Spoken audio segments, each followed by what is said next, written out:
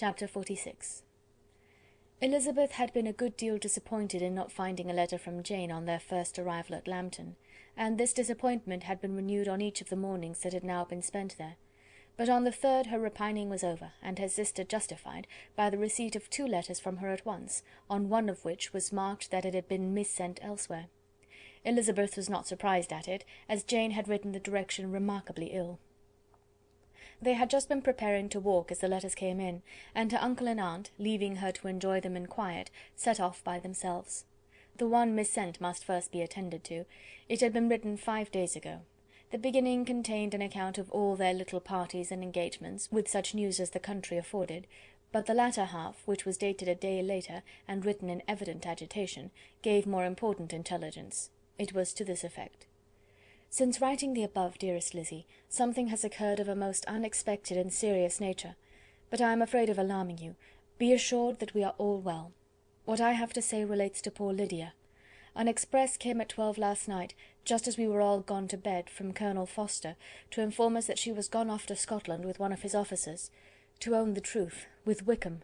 Imagine our surprise. To Kitty, however, it does not seem so wholly unexpected. I am very, very sorry. So imprudent a match on both sides, but I am willing to hope the best, and that his character has been misunderstood. Thoughtless and indiscreet, I can easily believe him, but this step, and let us rejoice over it, marks nothing bad at heart. His choice is disinterested at least, for he must know my father can give her nothing. Our poor mother is sadly grieved. My father bears it better. How thankful am I that we never let them know what has been said against him. We must forget it ourselves. They were off Saturday night about 12, as is conjectured, but were not missed till yesterday morning at 8. The express was sent off directly. My dear Lizzy, they must have passed within 10 miles of us. Colonel Forster gives us reason to expect him here soon. Lydia left a few lines for his wife, informing her of their intention. I must conclude, for I cannot be long from my poor mother. I am afraid you will not be able to make it out, but I hardly know what I have written." Without allowing herself time for consideration, and scarcely knowing what she felt, Elizabeth, on finishing this letter, instantly seized the other, and opening it with the utmost impatience, read as follows. It had been written a day later than the conclusion of the first. "By this time, my dearest sister, you have received my hurried letter. I wish this may be more intelligible, but, though not confined for time, my head is so bewildered that I cannot answer for being coherent. Dearest Lizzy, I hardly know what I would write, but I have bad news for you, and it cannot be delayed. Imprudent as the marriage between Mr. Wickham and our poor Lydia would be, we are now anxious to be assured it has taken place, for there is but too much reason to fear they are not gone to Scotland. Colonel Forster came yesterday, having left Brighton the day before, not many hours after the express.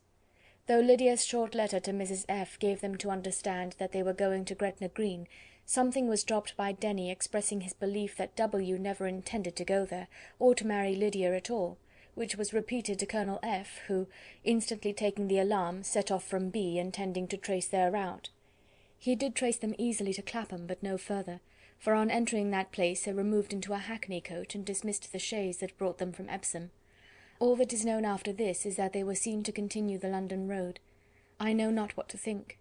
After making every possible inquiry on that side London, Colonel F. came on into Hertfordshire, anxiously renewing them at all the turnpikes, and at the inns in Barnet and Hatfield, but without any success. No such people had been seen to pass through. With the kindest concern he came on to Longbourn, and broke his apprehensions to us in a manner most creditable to his heart. I am sincerely grieved for him and Mrs. F., but no one can throw any blame on them. Our distress, my dear Lizzy, is very great. My father and mother believe the worst, but I cannot think so ill of him. Many circumstances might make it more eligible for them to be married privately in town than to pursue their first plan. And even if he could form such a design against a young woman of Lydia's connections, which is not likely, can I suppose her so lost to everything? Impossible. I grieve to find, however, that Colonel F. is not disposed to depend upon their marriage. He shook his head when I expressed my hopes, and said he feared W. was not a man to be trusted. My poor mother is really ill, and keeps her room. Could she exert herself, it would be better, but this is not to be expected. And as to my father, I never in my life saw him so affected. Poor Kitty has anger for having concealed their attachment, but as it was a matter of confidence, one cannot wonder. I am truly glad, dearest Lizzy, that you have been spared something of these distressing scenes. But now, as the first shock is over, shall I own that I long for your return? I am not so selfish, however, as to press for it, if inconvenient. Adieu. I take up my pen again to do what I have just told you I would not, but circumstances are such that I cannot help earnestly begging you all to come here as soon as possible. I know my dear uncle and aunt so well that I am not afraid of requesting it, though I have still something more to ask of the former. My father is going to London with Colonel Forster instantly, to try to discover her. What he means to do I am sure I know not, but his excessive distress will not allow him to pursue any measure in the best and safest way, and Colonel Forster is obliged to be at Brighton again to-morrow evening. In such an exigence my uncle's advice and assistance would be everything in the world. He will immediately comprehend what I must feel, and I rely upon his goodness. "Oh, where is my uncle?" cried Elizabeth, darting from her seat as she finished the letter, in eagerness to follow him without losing a moment of the time so precious. But as she reached the door it was opened by a servant, and Mr. Darcy appeared. Her pale face and impetuous manner made him start, and before he could recover himself to speak, she, in whose mind every idea was superseded by Lydia's situation, hastily exclaimed, "I beg your pardon, but I must leave you. I must find Mr. Gardiner this moment, on business that cannot be delayed. I have not an instant to lose." "Good God, what is the matter?" cried he, with more feeling than politeness.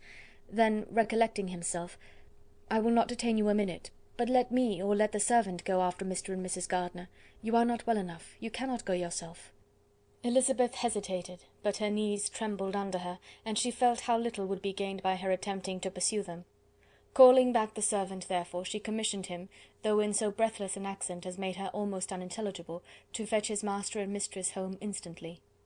On his quitting the room she sat down, unable to support herself, and looking so miserably ill that it was impossible for Darcy to leave her, or to refrain from saying, in a tone of gentleness and commiseration, "Let me call your maid. Is there nothing you could take to give you present relief? A glass of wine. Shall I get you one? You are very ill."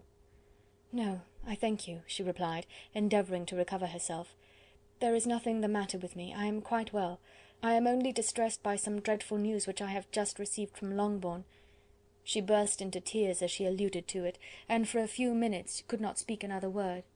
Darcy, in wretched suspense, could only say something indistinctly of his concern, and observe her in compassionate silence. At length she spoke again. "I have just had a letter from Jane with such dreadful news. It cannot be concealed from anyone. My younger sister has left all her friends, has eloped, has thrown herself into the power of Mr. Wickham. They are gone off together from Brighton. You know him too well to doubt the rest. She has no money, no connections, nothing that can tempt him to... She is lost for ever." Darcy was fixed in astonishment. "When I consider," she added in a yet more agitated voice, "that I might have prevented it, I who knew what he was. Had I but explained some part of it only, some part of what I learned, to my own family, had his character been known, this could not have happened. But it is all too late now." "I am grieved indeed," cried Darcy.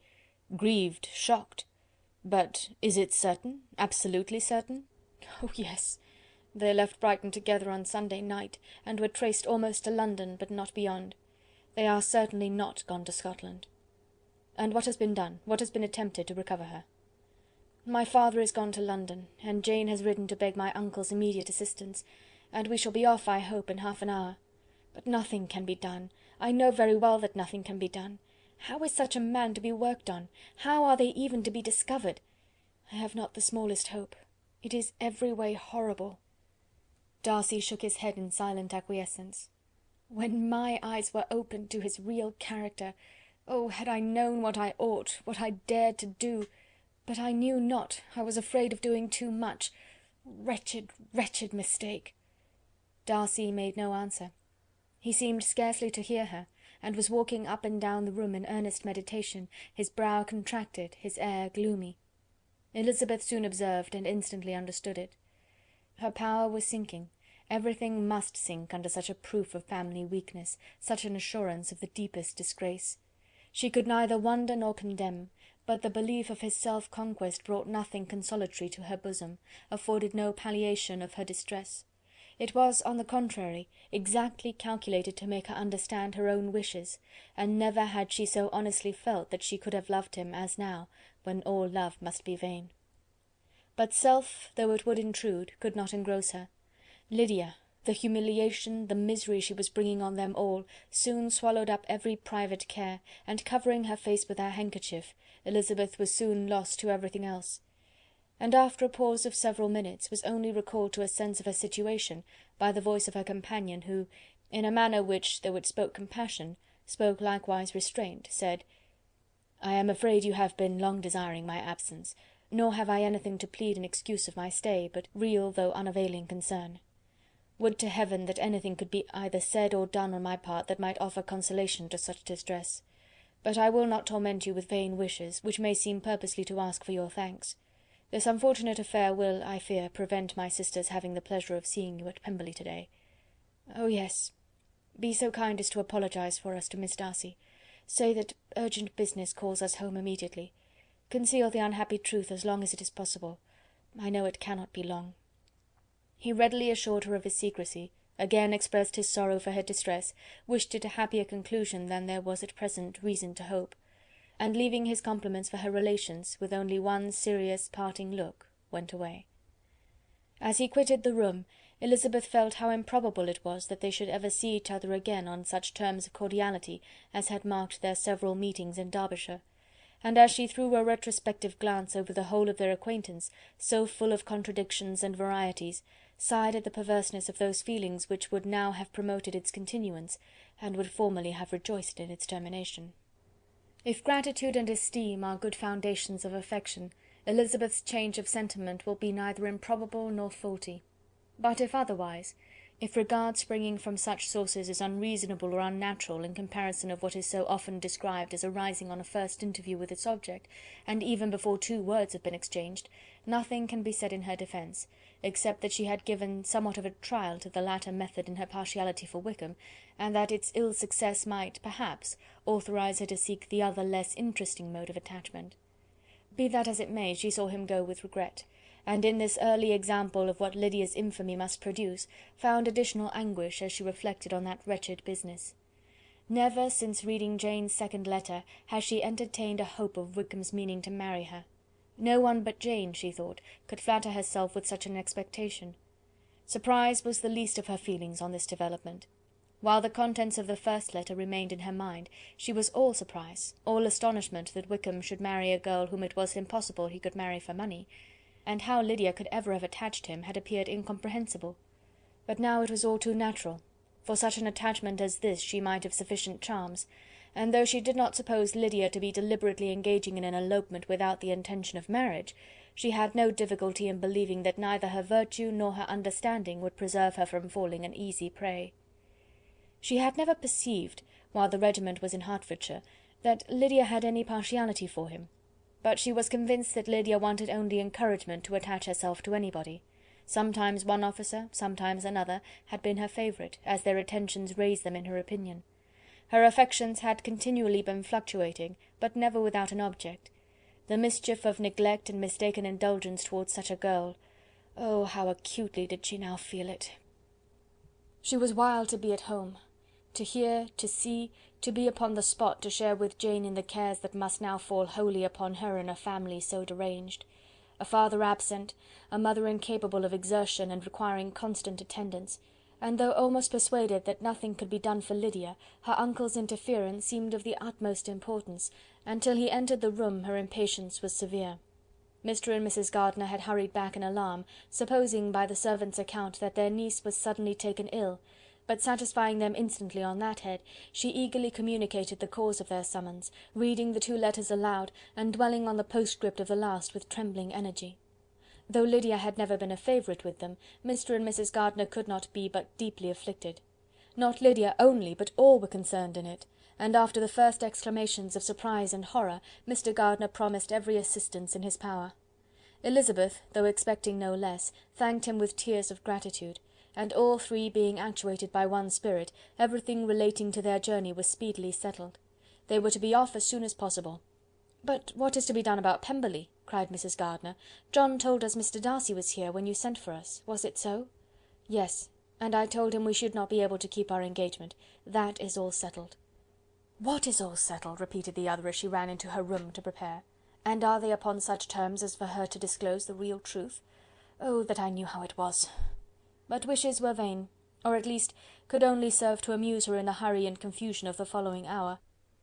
Had Elizabeth been at leisure to be idle, she would have remained certain that all employment was impossible to one so wretched as herself. But she had her share of business as well as her aunt, and amongst the rest there were notes to be written to all their friends at Lambton, with false excuses for their sudden departure. An hour, however, saw the whole completed, and Mr. Gardiner meanwhile having settled his account at the inn, nothing remained to be done but to go, and Elizabeth, after all the misery of the morning, found herself, in a shorter space of time than she could have supposed, seated in the carriage and on the road to Longbourn. Chapter 47.